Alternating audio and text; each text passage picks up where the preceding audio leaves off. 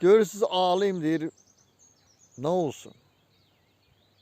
Hələ fərqinə varmır ki, din nədir, elm nədir? Bir sitat deyirəm, bugün eşitdiyimi deyirəm, baxdığımı deyirəm. Deyir, tarixdə həmişə din ilə və ya dinlə elm mübarizə aparıb. Həmişə elm qalib gəlib.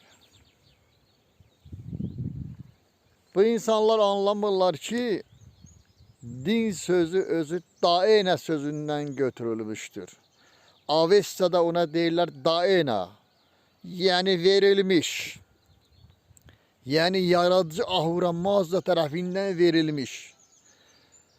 Yaradıcı Ahura Mazda Zərdüştə deyir ki, mən özüm elməm. Məni öyrəndikcə elmi öyrənəcəksiniz. Elmi öyrənincə məni öyrənəcəksiniz. Və anlamırlar ki, bu alimlər elmi də insanlara bəxş eləyən, bağışlayan yenə yaradıcıdır.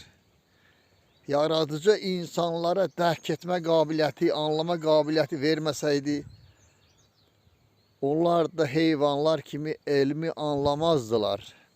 Bu məlum bir faktdır. Ona görə də elmi dinlə, yəni daina ilə biz mollalardan danışmırıq. Əqdə siz mollaların sayı minlərlədir. Onlardan danışmırıq. Fantazyorlar da onlar. Yalan deyirlər. Xəyali məhsullar özlərinə uydurub deyirlər. Amma həqiqi din, yəni verilmiş daina, Allahın bağışladığı deməkdir din. Verilmiş din, yəni elmdir. Elm də dinin içindədir.